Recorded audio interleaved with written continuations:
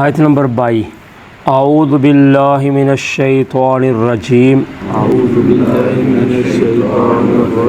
بسم اللہ الرحمن الرحیم وقال الشیطان لما قضی الامر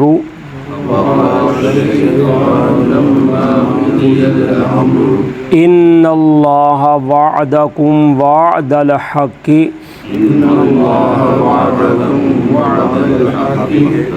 ووعدتکم فأخلفتکم وما كان لي عليكم من سلطان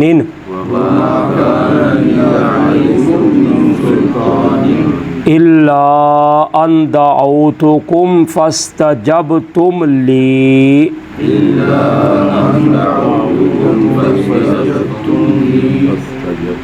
فلا تلوموني ولوموا أنفسكم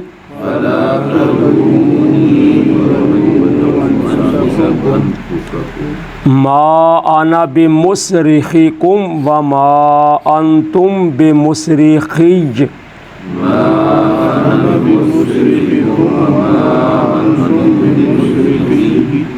إني كفرت بما أشركتموني من قبل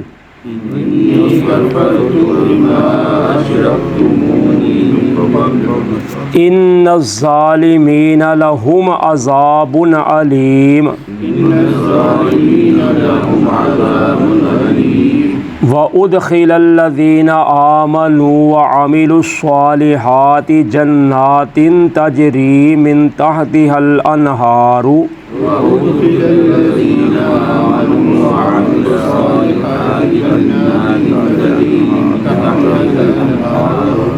خالدين فيها بإذن ربهم تحيتهم فيها سلام ألم تر كيف ضرب الله مثلا كلمة طيبة كشجرة طيبة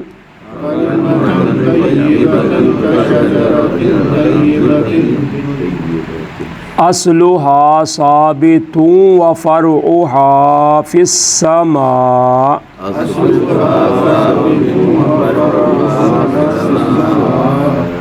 تؤتي أكلها كل حين بإذن ربها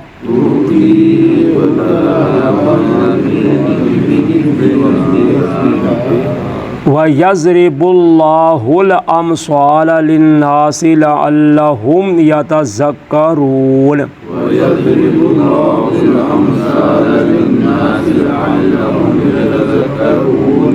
وَمَثَلُ كَلِمَةٍ خَبِيثَةٍ كَشَجَرَةٍ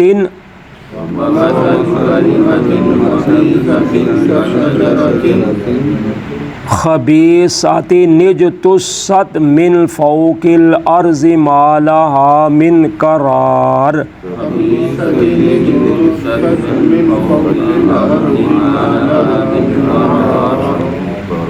يثبت الله الذين آمنوا بالقول الثابت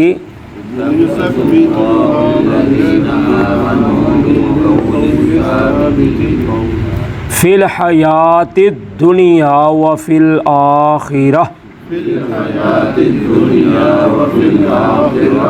ويذل الله الظالمين ويفعل الله ما يشاء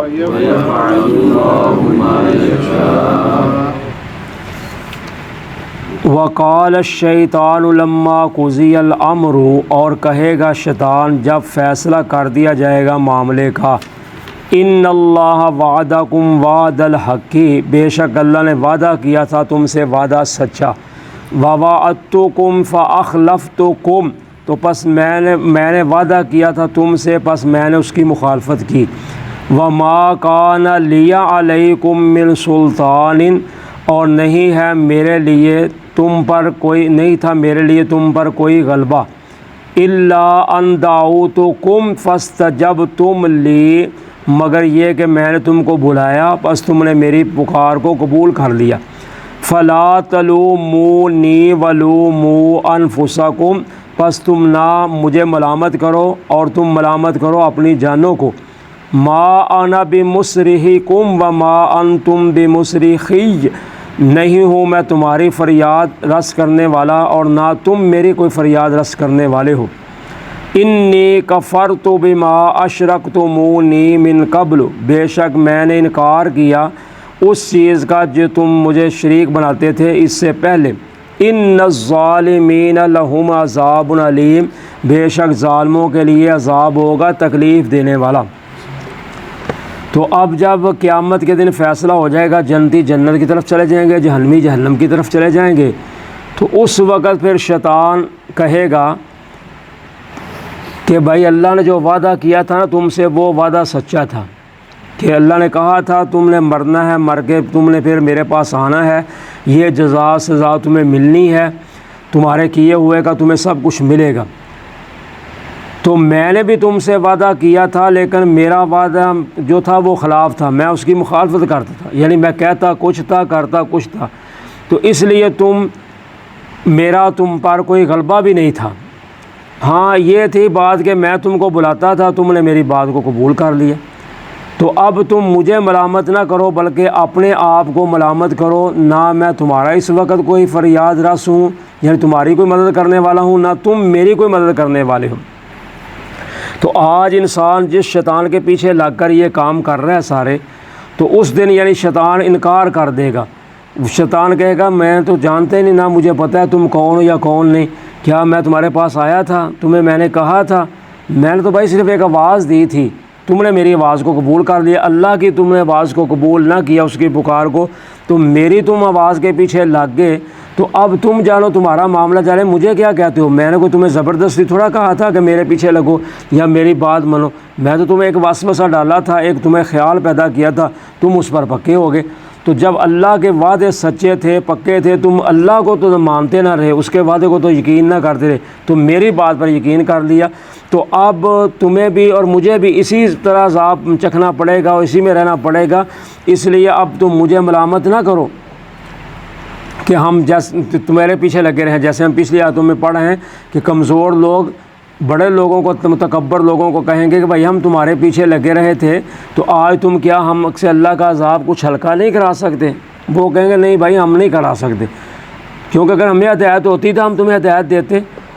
آج ہم پر برابر ہے، ہم صبر کریں یا گر گڑائیں۔ اسی طرح شیطان بھی انکار کر دے گا، تو اس لیے آج انسان شیطان کے پیچھے لگ کر جو کام کر رہا ہے، کل وہ اس کے کام نہیں آئے گا، بلکہ شیطان تو اسی وقت کہہ دیتا ہے جب انسان کام کر لیتا ہے نا کوئی برا، تو وہ تو اسی وقت کہتا ہے انی بری من کا، بھائی میں تم سے بیزار ہوں، کیوں؟ انی اخاف اللہ رب العالمین، مجھے تو اللہ کا ڈر آ رہا ہے جو جہان والوں کا رب ہے، کہ کہیں عذاب ہی نہ آ جائے، تو کہیں اللہ کے پکڑ میں نہ آ جائے، اس لیے تو میں تو تم سے بیزار ہوں۔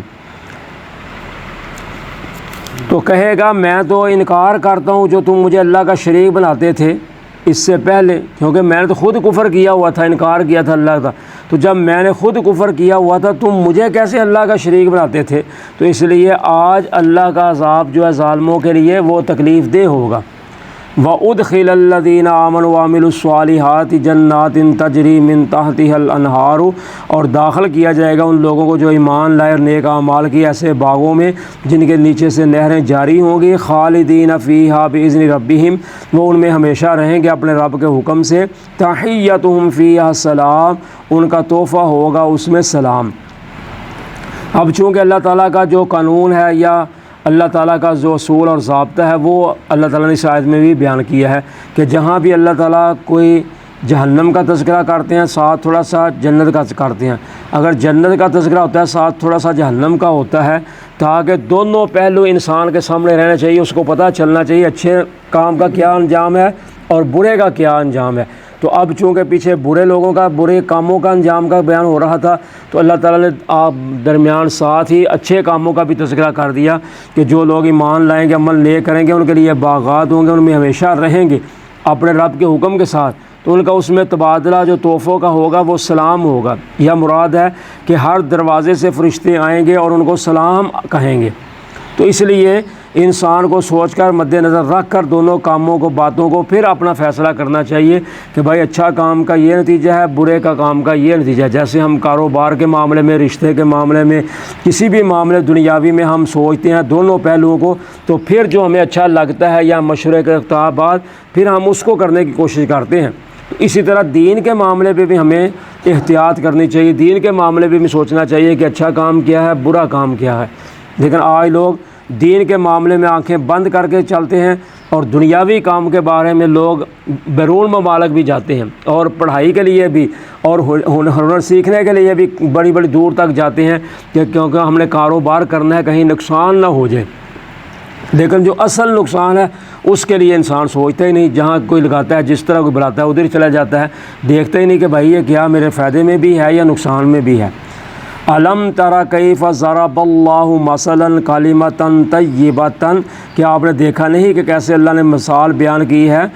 کلمے کی، پاک کی کلمے کی، کشجرۃ طیبۃ، جیسے پاک درخت ہو، اصلھا ثابت وفرعھا فی السماء، اس کی جڑیں مضبوط ہیں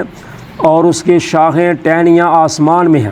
توتی اکلھا کل حین باذن ربھا، وہ پھل دیتا ہے ہر وقت اپنے رب کے حکم کے ساتھ، ویضرب اللہ الامثال للناس لعلہم یذکرون، اور اللہ تعالیٰ بیان کرتے ہیں مثالیں لوگوں کے لیے شاید کہ وہ نصیحت حاصل کریں۔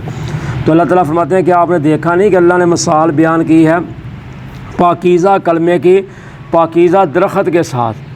جس کی جڑیں مضبوط ہیں زمین میں اور اس کی شاخیں آسمان کی طرف ہیں۔ تو اس سے مراد ہے کلمہ لا الہ الا اللہ، کلمہ توحید جو ہے، یعنی وہ کلمہ توحید کی مثال ایسے درخت کے ساتھ دی ہے جو جس کی جڑیں بہت مضبوط ہیں اور اس کی شاخیں آسمان کی طرف ہیں۔ تو حدیث پاک میں آتا ہے نبی اکرم صلی اللہ علیہ وسلم نے ایک دن صحابہ سے پوچھا کہ صحابہ بتاؤ وہ کون سا درخت ہے جس کے پتے نہیں جھڑتے اور جس کا پھل ہمیشہ ہوتا ہے؟ تو کسی کو پتہ نہ چلا، سب خاموش رہے۔ حضرت عبداللہ بن عمر رضی اللہ تعالیٰ عنہما، جو حضرت عمر رضی اللہ عنہ کے بیٹے تھے، وہ کہتے ہیں کہ مجھے پتہ چل گیا یا مجھے پتہ تھا کہ وہ درخت کون سا تھا، لیکن چونکہ حضرت ابو بکر رضی اللہ تعالیٰ عنہ بھی موجود تھے اور میرے باپ حضرت عمر بھی موجود تھے مجلس میں، تو بڑے بڑے کبار صحابہ موجود تھے، تو کسی کو پتہ نہ چلا، سب خاموش رہے۔ تو میں بھی اسی ڈر سے خاموش رہا کیونکہ میری عمر تھوڑی تھی، بچہ تھا، تو میں نے کہا جب بڑے خاموش ہوں تو میں کیوں بولوں، شاید بات غلطی نہ ہو جائے، تو اس لیے میں خاموش رہا۔ جب گھر واپس آئے تو آ کر اپنے باپ حضرت عمر کو کہا کہ ابو مجھے پتہ تھا کہ وہ درخت کیا تھا، تو میں صرف اس لیے نہیں بولا کہ آپ بھی نہیں بولے، کوئی بھی نہیں بولا صحابہ سے، تو میں بھی خاموش رہا۔ تو حضرت عمر کہنے لگے بیٹا کاش کہ تو اگر تو اس وقت بول جاتا نا، بولتا تو مجھے دنیا کا یہ مال ملنے سے یہ زیادہ بہتر تھا، یعنی ادھر میری تعریف ہونی تھی کہ عمر کے بیٹے نے یہ بات کہی، عمر کے بیٹے نے یہ بتایا ہے، تو یہ تو مجھے اس سے بھی زیادہ بہتر تھا کہ مجھے کوئی دنیا کی چیزیں نام مل جاتی، تو نے کیوں نہیں بتایا؟ تو حضرت عمر رضی اللہ عنہ کے بیٹے نے فرمایا کہ وہ درخت جو تھا وہ کھجور کا درخت تھا، یعنی جس کے پتے نہیں جھڑتے اور وہ گرمی سردی دونوں موسموں میں پھل دیتا ہے۔ باقی پھل باغ جو ہوتے ہیں درخت وہ سال بعد ایک دفعہ پھل دیتے ہیں، تو جو کھجور کا درخت ہوتا ہے وہ گرمیوں اور سردیوں دونوں موسموں میں پھل دیتا ہے۔ تو اللہ تعالیٰ نے اس کی مثال دے کر سمجھایا ہے کہ اس کی جڑیں مضبوط ہیں، یعنی کھجور کا درخت جو ہوتا ہے وہ مضبوط ہوتا ہے اور اس کا تنا جو ہوتا ہے شاخیں لمبی ہوتی ہیں، بہت لمبا درخت ہوتا ہے۔ تو اس لیے اللہ تعالیٰ فرماتے ہیں کہ جو مسلمان ہوتا ہے توحید پہ قائم رہتا ہے تو اس کے اعمال جو ہیں آسمان کی طرف چڑھتے ہیں، آسمان کی طرف جاتے ہیں۔ تو فرمایا وہ پھل دیتا ہے ہر وقت اپنے رب کے حکم کے ساتھ۔ تو یعنی مومن کے جو اعمال ہیں وہ اس کو ہر وقت فائدہ دیتے ہیں، دنیا میں بھی اور آخرت میں بھی۔ تو اس طرح اللہ تعالیٰ فرماتے ہیں، اللہ تعالیٰ مثالیں بیان کرتے ہیں لوگوں کے لیے شاید کہ وہ نصیحت حاصل کریں۔ وَمَثَلُ کَلِمَةٍ خَبِیثَةٍ، اور مثال ناپاک کلمے کی، کَشَجَرَةٍ خَبِیثَةٍ، ناپاک درخت کی طرح ہے۔ نجتثت من فوق الارض، اس کی جڑیں اوپر ہیں زمین کے، ما لہا من قرار، نہیں ہے اس کے لیے کوئی قرار یعنی مضبوطی۔ تو اللہ تعالیٰ فرماتے ہیں جو بری بات ہے، گندی باتیں ہیں، شرک کی باتیں ہیں یا بے حیائی والی برائی والی باتیں ہیں، گندے کام ہیں، اس کی مثال گندے درخت کی طرح ہے جس کا زمین میں کوئی قرار نہیں ہے، یعنی اس کی کوئی مضبوطی نہیں ہے۔ تو اس سے مراد تمے کا درخت ہے کہ جس کا پھل کڑوا ہوتا ہے اور وہ زمین کے اوپر ہی کھڑا ہوتا ہے، جب کوئی آندھی ہوا چلتی ہے تو اسی وقت وہ زمین سے اکھڑ کر باہر گر جاتا ہے۔ تو اس طرح اللہ تعالیٰ فرماتے ہیں جو گندی باتیں ہوتی ہیں، گندے کلمے ہوتے ہیں، ان کی مثال اس درخت کی طرح ہی ہے، یعنی ان کا کوئی فائدہ نہیں ہے، صرف وقتی طور پر زبان کا چسکا ہے یا دل کو خوش کرنے کے لیے ہوتا ہے کہ مذاق کرنا، گندی باتیں، فحش باتیں کرنا، اس کا اصل میں کوئی فائدہ نہیں ہے۔ وہ اسی طرح جیسے وہ درخت ہے کہ اس کی جڑیں بھی مضبوط نہیں ہیں اور اس کا پھل بھی کڑوا ہے، تو اس طرح یعنی جو گندی باتیں ہیں اس کا کوئی اثر نہیں، اس کا نتیجہ غلط ہے اور اس کی سزا بھی سخت ہے۔ تو اس لیے اللہ تعالیٰ فرماتے ہیں کہ اس کا کوئی قرار نہیں ہے زمین میں۔ یثبت اللہ الذین آمنوا بالقول الثابت فی الحیات الدنیا وفی الآخرہ، اللہ تعالیٰ ثابت رکھتے ہیں ان لوگوں کو جو ایمان لاتے ہیں ثابت مضبوط بات کے ساتھ دنیا کی زندگی میں اور آخرت میں۔ وَيُذِلُّ اللَّهُ الظَّالِمِينَ، اور اللہ تعالیٰ گمراہ کرتے ہیں ظالموں کو۔ وَيَفْعَلُ اللَّهُ مَا يَشَاءُ، اور اللہ تعالیٰ کرتے ہیں جو چاہتے ہیں۔ تو اللہ تعالیٰ فرماتے ہیں کہ اللہ تعالیٰ ثابت رکھتے ہیں ان لوگوں کو جو ایمان لاتے ہیں مضبوط بات کے ساتھ۔ تو حدیث پاک میں آتا ہے اس کلمے کے بارے میں کہ وہ بات کیا ہے کہ جب مسلمان مومن قبر میں جائے گا تو اس سے پوچھا جائے گا بھائی من ربو کا، من نبیو کا، ما دینو کا، تیرا رب کون، تیرا نبی کون اور تیرا دین کون۔ تو جب وہ مومن سوالوں کا جواب دے گا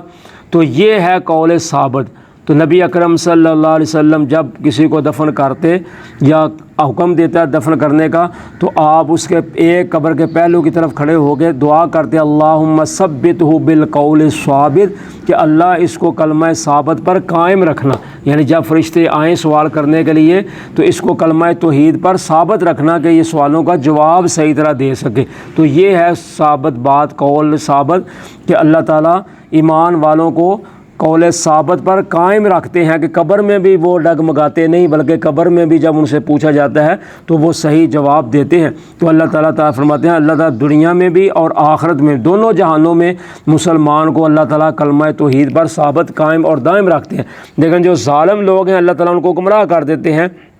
جو دنیا میں شرک کرتے ہیں، یعنی اصل کو اٹھا کر نقل جگہ پہ رکھتے ہیں، تو ان کو اللہ تعالیٰ قبر میں جب جاتے ہیں تو پوچھتے ہیں فرشتے من ربو کا، من نبیوں کا، ما دینوں کا، تو وہ کہتا ہے ہا لا ادری، مجھے کوئی پتہ نہیں اللہ کون ہے، رب کون ہے، دین کون ہے اور نبی کون ہے۔ تو اللہ تعالیٰ فرماتے ہیں اللہ تعالیٰ جو چاہتے ہیں وہ اللہ تعالیٰ کرتے ہیں۔ جزاکم اللہ خیرا۔